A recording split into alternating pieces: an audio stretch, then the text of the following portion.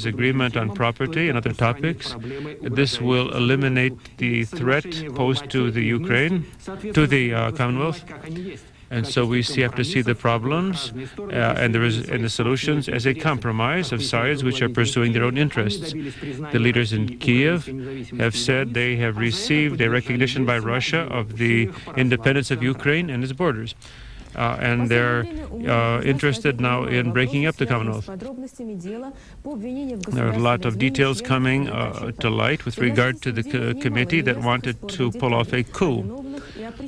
So who has been a participant? There are 120 volumes with evidence which have not been shown to anyone as of yet. Today, the plaintiff's lawyers met with journalists. The committee case it indicated that the plaintiffs were going to try to blame Gorbachev and hope that he would soften their fate. So there is no longer a Gorbachev and his so-called 12 apostles. So they're trying to, there's a lot of muckraking over Gorbachev's activities. They don't want to let Gorbachev out of the country since he is the chief witness in the case. After all, he was the general secretary of the Communist Party, and there was also eavesdropping on conversations. There was our journalist, for example, Mr. Ivanov, who is one of the lawyers. There was a special report sent to Gorbachev on eavesdropping on an assistant of this journalist. And Gorbachev said, "Oh, is that really the case? That must be hypocrisy." So again, there's an attempt to dump filth on Gorbachev, and this is going to go very far, farther than the Moscow prosecutor's office. So we have a new word now in Russian, Kremlin Gate. There was a briefing today on the Russian intelligence services. The English spy, George Blake, who once worked for the Soviet Union, was arrested but then fled to the Soviet Union, where he lives today. In the agency of Yevgeny Primakov, who heads the former KGB, there is a report that Russian intelligence officers will operate in other states of the Commonwealth only with their agreement. There's been a new book published by George Blake, who is a former spy of Great Britain, who fled to our country and stated that he served not a specific state but the communist idea, but in his words, the attempts to utilize force to make people accept a communist state have been a failure. So here are news from abroad. NATO intends to establish official relations with the Commonwealth of Independent States. The Secretary of Defense King in Britain has stated that the naval forces of the Soviet Union have been withdrawn from the Mediterranean and the Indian Ocean. That's according to Radio Liberty. There's preparation for a Russian Friendship Society, according to Hezbollah. In Ethiopia, there's going to be, the property will be returned to the king's family, the royal family, and there's money being allotted to Volga Germans by West Germany.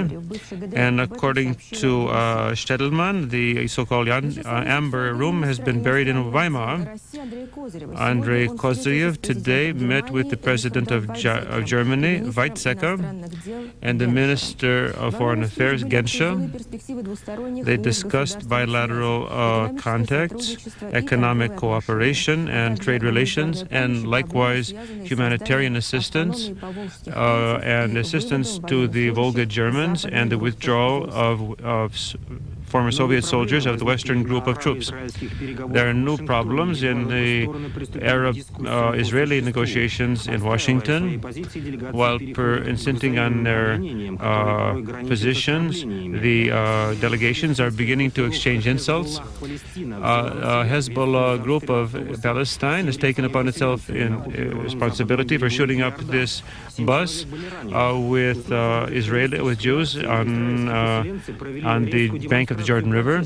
This is a demonstration of Israeli Jews before the houses of Palestinian leaders, and they did not limit themselves to chanting slogans. Today there were reports on the recognition of independence of Slovenia and Croatia by the European community. Germany has transformed its consulates in Ljubljana and Zagreb into embassies. This has been interpreted as interference by the federal government of Yugoslavia. At the front, there are no changes. The agreements are being observed with regard to a truce. The Security Council has decided to extend to the 31st the mission of observers in Salvador. They will observe the observation between the government and the partisans. The conflict in this country and other documents will be signed in Mexico City.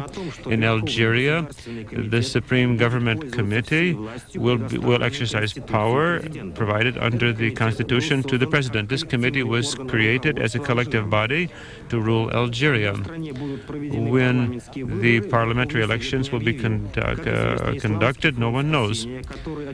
The Salvation Front, which was to have won, has called for an uprising, but nevertheless in Algeria there is still a calm situation. Economic sanctions against Haiti after the coup in October may be cancelled. This was the statement of the Organization of American States. The sanctions will be removed if the parliament approves the candidacy of Renée Theodora, who is the leader of the local Communist Party. We continued the international survey of events in Pakistan. So for the first time, we see a hope for a peaceful life with regard to Afghanistan. Here is Mr. Najibullah. In his opinion, the agreement on peace between two sides has eliminated barriers to peace in the country. As for the current government, according to Najibullah, it is prepared for any sort of compromises only if peace can be attained. In the speech of the president, for the first time, there was talk of a Soviet presence in Afghanistan. According to Najibullah, that this was the chief factor which heated up the war. This was the basic reason for a national uprising in the country. The President of the United States, Bush, received Magic Johnson in the White House, who is ill with the AIDS virus. When he learned of his illness, which is like a death sentence, Magic Johnson did not despair. Bush said that his activities under these very difficult circumstances were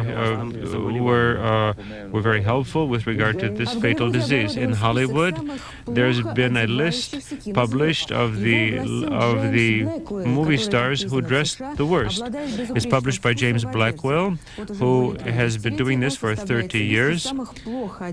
It's a list of the worst dressed people.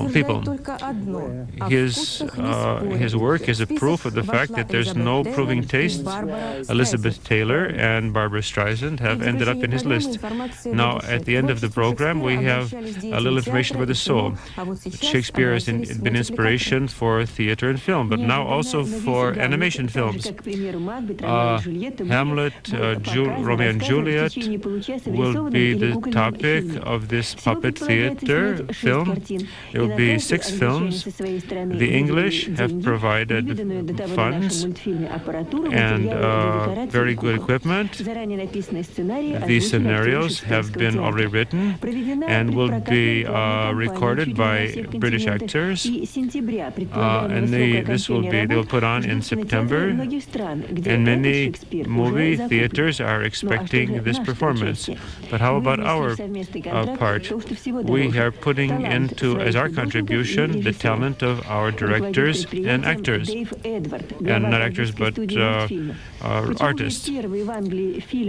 Here's the British author here, director. He said the Russian animators have a very serious attitude toward this type of film, more serious than in the West. They have a feeling for Shakespeare even better than the British, and that is a demonstration of the fact that the efforts will be successful.